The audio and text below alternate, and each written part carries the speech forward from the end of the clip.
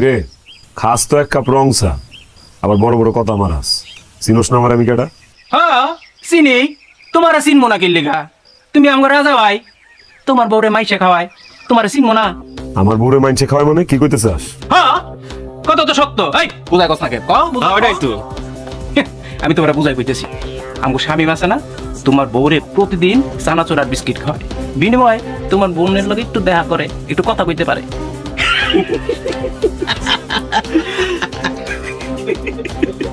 হ ভাই খাওয়াই, আমিও দেখছি।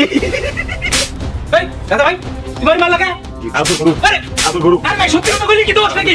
হ্যাঁ ভাই আরে ভাই মারে খাই।